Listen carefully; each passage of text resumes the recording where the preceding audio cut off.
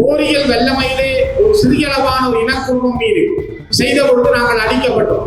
ஆனால் இந்த உலகத்தினுடைய கண்ணுக்குள்ள எண்ணெய் விட்டு ஆட்டக்கூடிய இஸ்ரேல் நாட்டினுடைய நாட்டுக்குள்ளே அதனுடைய அயம்பம் எல்லாத்தையும் தாண்டி இந்த கொத்தணி குண்டுகளை ஈரான் வீசுகிறது என்றால், ஈரான்ல சண்டை தொடங்கிட்டு என்றால் முதல்ல லைன்ல இருந்தவர்கள் தமிழர்கள். நேற்று ஒரு நண்பர் எனக்கு ஒரு பகுதியாக எனக்கு சொன்னார், யாழ்ப்பாணத்தில், புத்தளத்தில், சிலாபத்தில், கிளிநொச்சியில், வவுனியாவிலே மக்கள் பெட்ரோல் செட்டுக்கு முன்னால லைன்ல நிற்கிறார்கள். ஏன் தெரியுமான்னு கேட்டார். பெண்களுக்கு ஒரு காலத்திலே உலகத்திலே கூட வாக்களிக்கிற உரிமை இல்லாமல் இருந்தது. பெண்கள் உத்தியோகம் பார்க்க முடியாத உரிமை இருந்தது. பெண்கள் தங்களுடைய உரிமைகள் பற்றி பேச முடியாமல் இருந்தது. அவற்றையெல்லாம் கடந்து பெண்களுடைய உரிமைகளை உலகம் வழங்கிய மிக ஒரு உன்னதமான நாளாக இந்த மார்ச் 8ஆம் தேதி சொல்லப்படுகிறது. பெண்களுடைய சம்பளம் சாதாரண கூலி வேலைகளுக்கு சென்றால் பெண்களுக்கு சம்பளம் குறைவு, ஆண்களுக்கு சம்பளம் கூடும். இது ஒரு சம்பளத்தில் இருக்கிற வித்தியாசம். அரச பணிகளில் அது இல்லை என்றாலும் ஏனைய விடயங்களிலே அவ்வாறு நாங்கள் பார்க்கப்படுகிறோம். குட்டிமணி நிற்கிற பொழுது நீலவான் கேட்கிறார், உங்க கடைசி ஆசிரியர் அவர் சொல்லுகிறார், குட்டிமணி தங்கத்துறை சொல்லுகிறார், ஆயுதங்கள் மீது நாங்கள் காதல் கொண்டவர்கள் அல்ல, ஆயுதங்கள் எங்கள் மீது திணிக்கப்பட்டது, அதனால்தான் நாங்கள் ஆயுதங்களை தூக்கினோம். இது தங்கத்துறை சொன்ன வார்த்தை. பிரதாப் அவர்கள், தலைவர் பிரபாகரன் அவர்கள் பேட்டி அளிக்கிற பொழுது அவர் கேட்டார், ஏன் நீங்கள் ஆயுதங்களை தூக்கினீர்கள்? அதற்கு அவர் சொன்ன வார்த்தை, பிரபாகரன் மேதகு பிரபாகரன் சொன்னார், நாங்கள் ஆயுதங்கள் மீது எப்பொழுதும் விருப்பங்களை கொண்டிருக்கவில்லை, ஆயுதங்கள் தூக்க வேண்டும் என்ற எண்ணங்களை நாங்கள் கொண்டிருக்கவில்லை. எனது மக்கள், என் தேசம் என் கண்ணுக்கு முன்னால் அழிக்கப்படுகிற பொழுது ஆயுதம் என்னிடம் திணிக்கப்பட்டது. ஆகவே உலகத்தினுடைய வல்லமை பொருந்திய பெரியண்ணனாக அமெரிக்கா இருக்கு. அதனால்தான் அமெரிக்காவுடைய உலக ஒழுங்கு என்பதும் உலகத்திற்கான ஒரு தலைமத்துவத்தை வழங்குகின்ற அமெரிக்காவுடைய நடவடிக்கை என்பதையும் நாங்கள் வரவேற்க வேண்டிய ஒரு தேவையில் நாங்கள் இருக்கிறோம். இது சில வேளைகளில் நாங்கள் ஈரானில் நடக்கிற மனித குலத்துக்கு எதிரான குற்றங்களுக்கு அல்லது மனித உயிர்கள் பறிக்கப்படுவதற்கு எதிரானவர்கள் என்ற செய்தியை சொல்லக்கூடும். அதுவல்ல, நாங்கள் அழிக்கப்படும் பொழுது எங்களுக்காக யாரும் குரல் தரவில்லை. இவற்றை ஐக்கிய நாடுகள் மனித உரிமை ஆணையத்தில் கொண்டு வந்த பொழுது ஈரான் நாடு எங்களுக்கு இதனை வழங்குவதற்கு, நீதி வழங்குவதற்கு ஒரு காலத்திலும் ஆதரவாக இருந்ததில்லை. என்னுடைய கரங்களில் அது வலுக்கட்டாயமாக தரப்பட்டது. அதனால்தான் நாங்கள் ஆயுதங்களை கொடுக்க வேண்டிய நிலைமைக்கு தள்ளப்பட்டோம். ஆகவே விடுதலை போராட்டம் என்பது பிழையானதல்ல. ஆயுத போராட்டத்தை எங்கள் மக்கள் ஏற்றுள்ளார். நாங்கள் எங்க படைகளாக, கிராமிய படைகளாக விடுதலை புலிகளோடு இணைந்து பயிற்சிகளை பெற்றுள்ளோம். பல போர்களை ஈடுபட்டிருந்தோம். இப்பொழுது சிலர் சொல்லுகிறார்கள், நான் புலிகளை ஏற்றுக்கொள்ளவில்லை, போராட்டத்தை ஏற்றுக்கொள்ளவில்லை, ஆனா போராளிகள் நீங்க சாக போனவர்கள், நான் உங்களை ஏற்றுக்கொள்கிறேன் என்று படம் காட்டுகிறார். சுதந்திர பறவைகள் மகளிர் பேரவை நடத்துகின்ற 2026ஆம் ஆண்டுக்கான பன்னாட்டு மகளிர் நாள் நிகழ்வுகளில் தலைவர் மதிப்புக்குரிய திருமதி குரேஷ் கணேசகுமார் சகோதரி அவர்களே, இன்றைய நிகழ்வினுடைய விருந்தினர்களாக இங்கு வருகை தந்து கலந்து சிறப்பித்துக் கொண்டிருக்கின்ற விவாக பிறப்பு இறப்பு பதிவாளர் மதிப்பார்ந்த திருமதி தயாநிதி கிருஷ்ணராஜா அவர்களே, பூநகரி பிரதேச சபையினுடைய கௌரவ உபதவிசாளர் திருமதி குணலட்சுமி குலவீரசிங்கம் அவர்களே, பால்நிலை சமத்துவத்திற்கான தலைமைத்துவம் மற்றும் வடபாடலாக பணியாற்றுகின்ற திருமதி கமலினி விநாயகமூர்த்தி அவர்களே, மனித உரிமைகள் செயற்பாட்டாளராக இந்த மண்ணிலே தன் பணிகளை ஆற்றுகின்ற திருமதி விவேகி நிஷாந்தன் அவர்களே, பழைய மத்திய கல்லூரியினுடைய அபிவிருத்தி உத்தியோகராக பணியாற்றுகின்ற அன்பார்ந்த சகோதரி சரண்யா பரணிதன் அவர்களே, மற்றும் இங்கே வருகை தந்து விருதுகளை பெற்றிருக்கின்ற சகோதரிகளே, பெரியோர்களே, சிறப்பாக இங்கே வருகை தந்திருக்கின்ற கிளிநொச்சி இந்து கல்லூரி பற்றிமா பாடசாலைகளின் ஆங்கில பாட ஆசிரியர் செல்வி ஜூலியா, warmly welcome ஜூலியா, மற்றும் இங்கே வருகை தந்திருக்கின்ற பெரியோர்களே, சகோதர சகோதரிகளே, அன்புக்குரிய சகோதரர்களே, உங்கள் அனைவருக்கும் என்னுடைய அன்பான வணக்கங்கள்.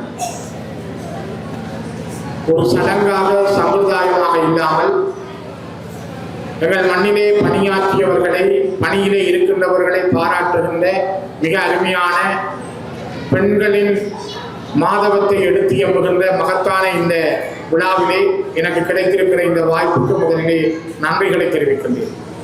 தொடக்கத்திலிருந்து நான் அவதானித்ததில் மிக முக்கியமாக இந்த பிள்ளைகளுடைய நடன அரங்கேற்றங்கள், 2 நர்த்தனாலயங்களுக்கும் என்னுடைய சிறப்பான வாழ்த்துக்கள். கைதறி மிகவும் அருமையாக அந்த குழந்தைகள் தங்களுடைய ஆசிரியர்களின் வழிகாட்டலை இந்த மேடையிலே உங்களை அமைதிப்படுத்தி வைத்திருந்தார்கள் என்பது சிறப்பான. அதே போல அந்தனா அவர்களுடைய ஒவ்வொரு பூக்களுமே பாடல், அவருடைய தமிழ்தாய் வாழ்த்து மிக சிறப்பானது. உங்களுக்கு என்னுடைய வாழ்த்துக்கள்.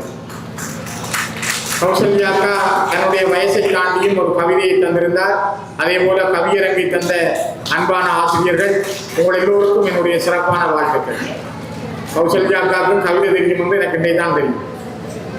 இங்கே பல்வேறுபட்ட நிகழ்வுகள் நடந்து இருந்தாலும் ஆனால் உரையாடல்களாக யாரையுமே காண முடியவில்லை. வந்த விருந்தினர்களையே பேசவில்லை என்று கேட்டபொழுது அவர்கள் சொன்னார்கள், இல்லை அது வளவாடலாக வந்த என்னுடைய சகோதரி மட்டும் பேசினால் போதும் என்று எல்லாருமே அவ மட்டும் ஏற்றி விட்டார்கள். பரவாயில்லை. ஆனால் ஏன் நான் பார்க்கிறேன் என்றால் இன்றைய முகநூல்களை நீங்கள் பார்த்தால் தெரியும். இன்றைய சமூக வலைத்தளங்களை பார்த்தீர்கள் என்றால் எங்களுடைய மண்ணிலே கடந்த காலங்களில் நடந்த அனுபவங்களை, எங்கள் சகோதரிகளுடைய வாழ்க்கை முறைகளை, அவர்களுடைய வாழ்வியல் அந்த சந்தர்ப்பங்களை மிக தெளிவாக சமூக வலைத்தளங்கள் சொல்லுகின்றன. நாங்கள் எப்படி வாழ்ந்தோம், எங்களுடைய இருமாப்பு என்ன, நாங்கள் எவ்வாறு இந்த மண்ணிலே எங்களுடைய வாழ்க்கையை கொண்டு நடத்தினோம் என்பதற்கான பல சம்பவங்களை தமிழீழ விடுதலை புலிகளின் பெண் போராளிகளாக இருந்த ஒவ்வொருவரை பற்றியும் அவருடைய சாதனைகள் பற்றியும் மிக தெளிவாக இன்றைய முகநூல்கள் சமூக வலைத்தளங்கள் சொல்லுகின்றன.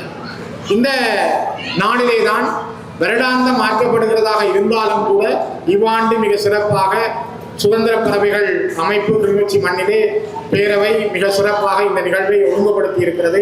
என்னுடைய மனப்பூர்வமான வாழ்த்துக்கள். காரணம், நாங்கள் தொடர்ந்தும் இந்த மண்ணிலே வாழ்ந்து கொண்டிருக்கிறோம், இந்த மண்ணிலே ஒரு அங்கமாக இருக்கிறோம் என்பதை சொல்வதற்கான ஒரு அடையாளம் தான் எங்களுடைய பெண்களை நாங்கள் மதிக்கின்ற இந்த மகத்தான நாள். இது ஒரு பன்னாட்டு பெண்கள் நாள். இங்கே இருக்கின்ற பல்வேறுபட்டவர்களுடைய வருகைகள் உண்டு. கடந்த காலங்களிலே நாங்கள் செய்ததை விட சில மாற்றங்களை நீங்கள் செய்திருக்கிறீர்கள். அதுவும் கூட ஒரு கால மாற்றம் இருந்தாலும் கூட உலகத்திலே இன்று பெண்களுக்கு ஒரு காலத்திலே உலகத்திலே கூட வாக்களிக்கிற உரிமை இல்லாமல் இருந்தது. பெண்கள் உத்தியோகம் பார்க்க முடியாத உரிமை இருந்தது. பெண்கள் தங்களுடைய உரிமைகள் பற்றி பேச முடியாமல் இருந்தது. அவற்றையெல்லாம் கடந்து பெண்களுடைய உரிமைகளை உலகம் வழங்கிய மிக ஒரு உன்னதமான நாளாக இந்த மார்ச் 8ஆம் தேதி சொல்லப்படுகிறது. ஏன் இலங்கையில் கூட இப்பொழுதும் பெண்களுடைய சம்பளம் சாதாரண கூலி வேலைகளுக்கு சென்றால் பெண்களுக்கு சம்பளம் குறைவு, ஆண்களுக்கு சம்பளம் கூட. இது ஒரு சம்பளத்தில் இருக்கிற வித்தியாசம். அரச பணிகளில் அது இல்லை என்றாலும் ஏனைய விடயங்களிலே அவ்வாறு நாங்கள் பார்க்கப்படுகிறோம். ஆனால் ஒரு வேலையை ஆணுக்கு நிகராக பெண்ணும் ஆற்றுகின்ற அந்த தொழிலை நாங்கள் சாதாரண கூலி வேலைகளுக்கு கூட நாங்கள் பார்க்கிறோம். ஆனால் சம்பளம் மட்டும் 2 பேருக்கும் வித்தியாசப்படுத்தப்படுகிறது. இருந்தாலும் கூட நாங்கள் சமத்துவமானவர்கள் என்பதை அடையாளப்படுத்துகின்ற இன்னும் பல தடைகளை தாண்டி செல்ல வேண்டியவர்களாக இருக்கிறோம். அதனால்தான் பெண்களுடைய உரிமைகள் பற்றி தொடர்ந்து பேசப்படுகிறது. தாய், தாரம், என்னுடைய பிள்ளை, என்னுடைய சகோதரி, இவ்வாறெல்லாம் நாங்கள் பல பரிணாமங்களில் பெண்களை எங்களுடைய குடும்பத்திலே பார்க்கிறோம். நான் காலை எழுந்தவுடன் என்னுடைய மனைவியை பார்க்கிறேன், என் மகளை பார்க்கிறேன், என் அம்மாவின் படத்தை பார்க்கிறேன். பார்க்கிற பொழுதெல்லாம் எங்களுடைய அந்த தாய்மை, தாயினுடைய உள்ளங்களை எங்களால் புரிந்து கொள்ள முடிகிறது. அதனால்தான் பூமியை நாங்கள் தாயாக வணங்குகிறோம். ஏனென்றால் எங்களை காப்பதனால், எங்களை வளப்படுத்துவதனால் பூமி தாயை நாங்கள் வணங்குகிறோம். ஆகவே எதை பிரசவிக்கிறதோ, எது தன்னுடைய பிரசவ அனுபவத்தை வெளியிலே தருகிறதோ அந்த அழகை நாங்கள் தாயாக பார்க்கின்றவர்கள் நாங்கள். அதனால்தான் தமிழர்களுடைய வரலாறும் அன்னையை மதித்து, தாயை மதித்து நாங்கள் வாழுகின்ற காலமெல்லாம் மனிதர்களாக வாழுவோம். அன்னையும் பிதாவும் முன்னறி தெய்வம் என்பது முதலில் அன்னைக்குத்தான் அந்த இடம் கொடுக்கப்படுகிறது. அதனால்தான் பெண்ணுரிமை என்பதும் பெண்களுடைய வாழ்வியல் உரிமை என்பதும் மிக முக்கியத்துவம் வாய்ந்தது. அன்புக்குரியவர்களே, இன்று நாங்கள் பேசுகின்ற பொழுது பல நாடுகள் பல பிரச்சனைகளை எதிர்கொள்கிறார்கள். கொரோனா என்கிற ஒரு பெரிய கொடிய நோய் வந்த பொழுது உலகத்தினுடைய பொருளாதாரம் மிகப்பெரிய அளவிலான ஒரு மந்த நிலையை அடைந்திருந்தது.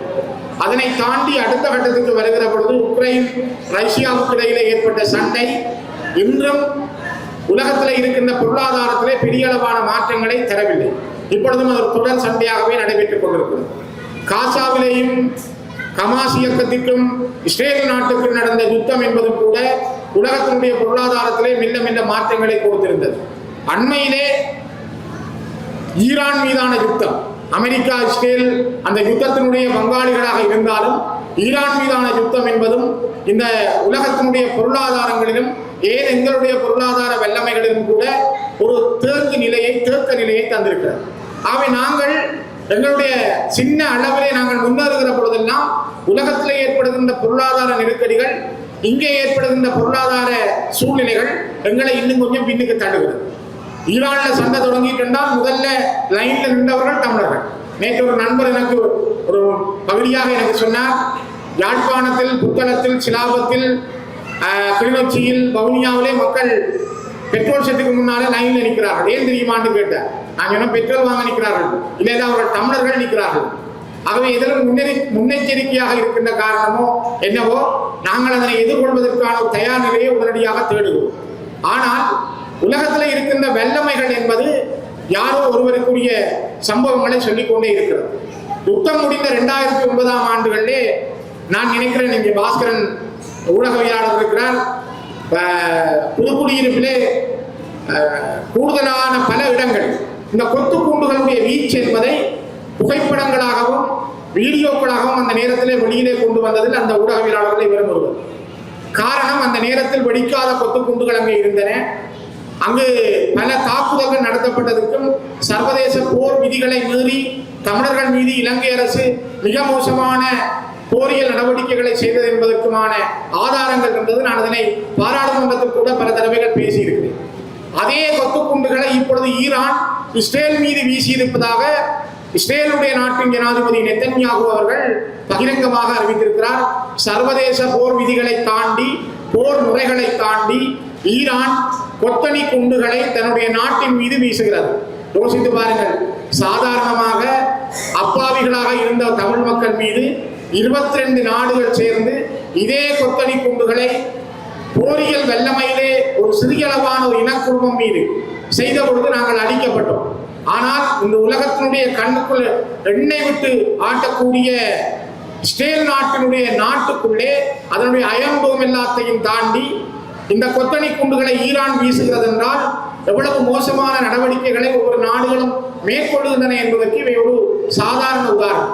அப்படி என்றால் எங்கள் மீதான போர் நடவடிக்கைகள், எங்கள் மீது புரியப்பட்ட யுத்தம் என்பது மிகப்பெரிய அளவான ஒரு நீதிக்கு புறம்பான மனித குலத்துக்கு எதிரான யுத்தம் என்பதனால்தான் நாங்கள் இந்த யுத்தத்திலே மிக மோசமாக அழிக்கப்பட்டோம். எங்களுடைய போராட்ட வரலாறு ஒரு பின்னிலைக்கு கொண்டு செல்லப்பட்டது, நாங்கள் மௌனிக்கப்பட்டோம்.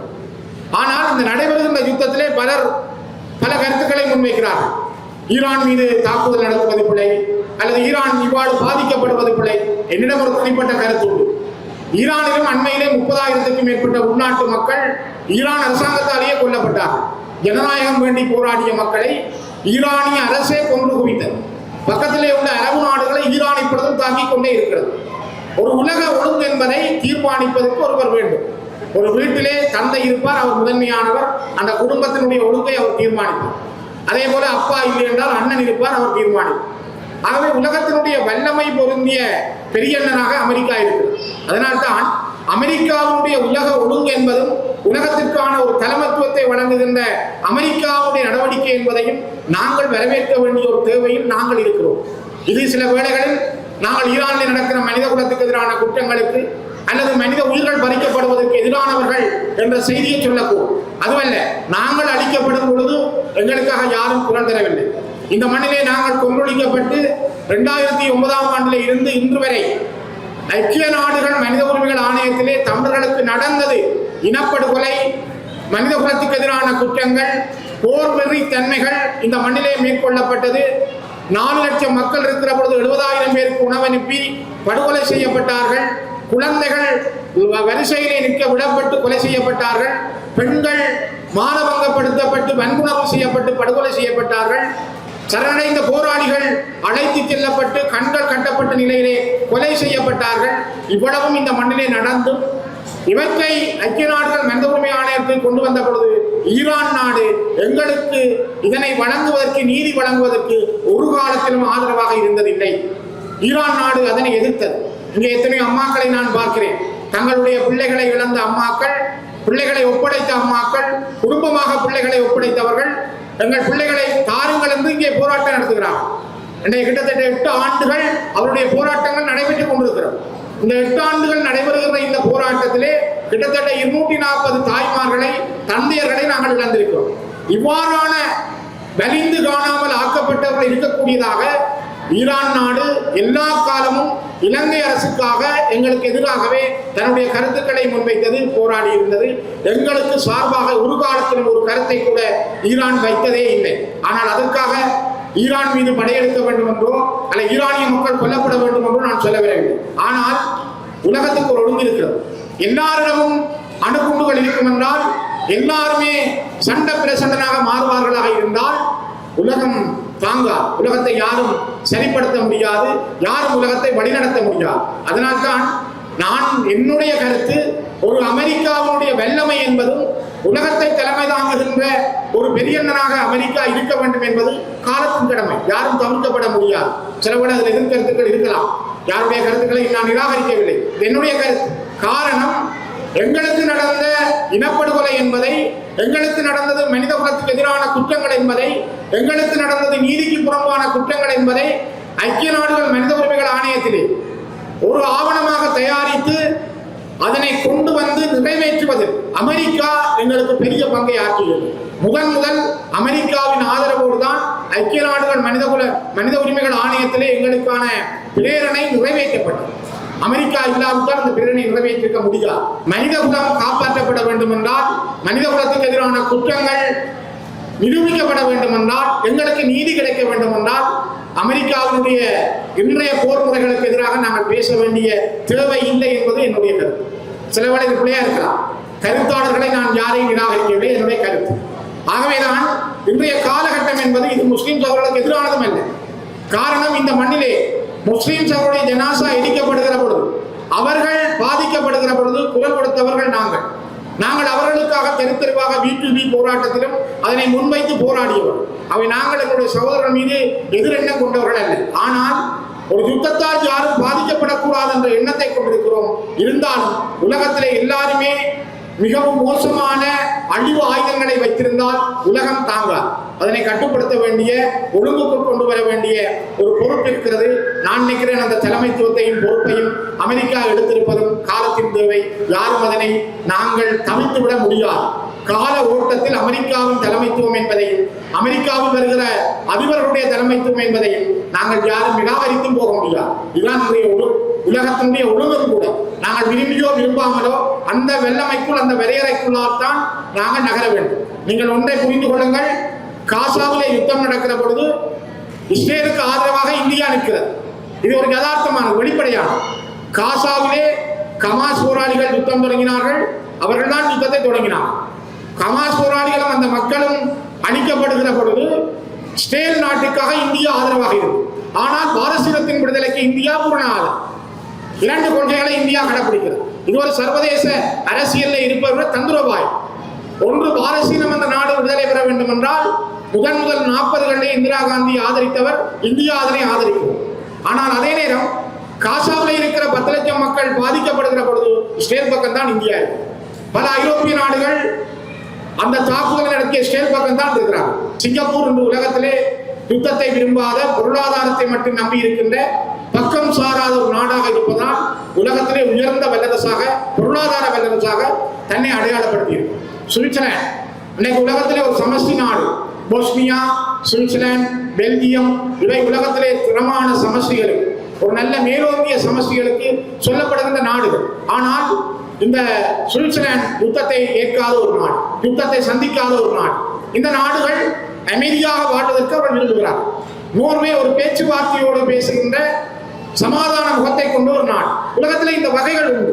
அதனால்தான் தமிழர்களாகிய நாங்களும் அழிக்கப்பட்ட ஒரு இனம், போரியல் ரீதியாக நாங்கள் மௌனிக்கப்பட்டவர்கள், நாங்கள் போரிலே ஒரு தோல்வியை சந்தித்த இனம், வெளிப்படையாக சொன்னார். ஆனால் இந்த உலகத்திலே நாங்கள் பேசப்படுகிறோம்.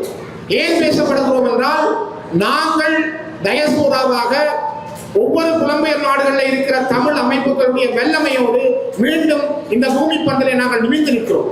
அந்த நிமிர்ந்து நிற்கின்ற வல்லமையும் தைரியமும் தான் எங்களுக்கு மீண்டும் மீண்டும் உலகத்திலே எங்களை ஒரு மனிதர்களாக அடையாளப்படுத்தியிருக்கிறோம். அதனால்தான் அன்புக்குரியவர்களே, இந்த காலமும் சூழலும் நாங்கள் யார் பக்கம் என்பதல்ல, எங்களுடைய உரிமையை வென்றெடுப்பதற்காக, நாங்கள் யாரோடு கைகோர்க்க வேண்டும் என்பதை ஒவ்வொரு தமிழனும் சிந்திக்க வேண்டும். எங்களுக்காக யார் பேசுவார்கள்? எங்களுடைய உரிமைகளை வென்றெடுக்க எங்களுக்குரிய நிலத்திலே தமிழர்களுடைய தாயக பிரதேசத்திலே நாங்கள் தமிழர்களாக எங்களுடைய சுயநிர்ணய உரிமையோடு வாழ்வதற்கான உரித்தை யார் எங்களுக்கான ஆதரவை தருவார் என்று நாங்கள் கருதுகிறோமோ அவரோடு நாங்கள் கைகோர்க்க எங்களுடைய கரங்களை இணைக்க நாங்கள் தயாராகிய வேண்டும். அந்த வரலாற்றை தவறவிட்டால் நாங்கள் இந்த பூமி பந்தில் இருந்து காணாமல் போய்விடுவோம். பல இயக்கங்கள் காணாமல் போயிருக்கின்றன, பல நாடுகள் காணாமல் போயிருக்கின்றன, பல விடுதலை இயக்கங்கள் இல்லாமல் போயிருக்கிறது.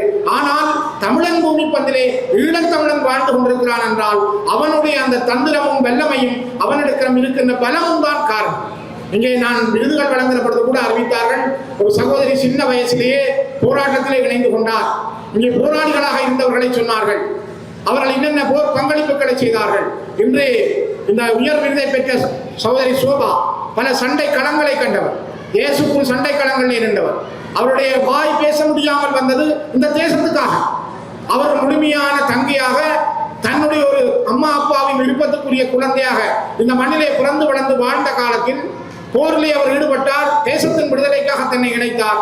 அதனால் இந்த தன்னுடைய கருத்துக்களை கூட சரியாக சொல்ல முடியாத அளவுக்கு போர் தந்த பாடமாக தேசம் விடுதலைக்காக தன்னை அர்ப்பணித்ததால் அவர் ஏற்றுக்கொண்டவராக இருக்கிறார், ஒரு தியாகத்தை செய்திருக்கிறார். அவர் இன்றைய விருதுக்கு அவர் மிக மிக முக்கியமானவர். ஆகவே நாங்கள் போரை விரும்பி ஏற்றுக்கொண்டவர்கள். எங்கள் மீது திணிக்கப்பட்டது போர். உங்களுக்கு தெரியும், முதல் 1985ஆம் ஆண்டு குட்டிமணி தங்கத்துறைக்கு மரண தண்டனை விதித்து நீதிமன்றத்திலே குட்டிமணி நிற்கிறார். குட்டிமணி நிற்கிற பொழுது நீதவான் கேட்கிறார், உங்க கடைசி ஆசை. அவர் சொல்லுகிறார், குட்டிமணி தங்கத்துறை சொல்லுகிறார், ஆயுதங்கள் மீது நாங்கள் காதல் கொண்டவர்கள் அல்ல, ஆயுதங்கள் எங்கள் மீது திணிக்கப்பட்டது, அதனால்தான் நாங்கள் ஆயுதங்களை தூக்கினோம். இது தங்கத்துறை சொன்ன வார்த்தைகள்.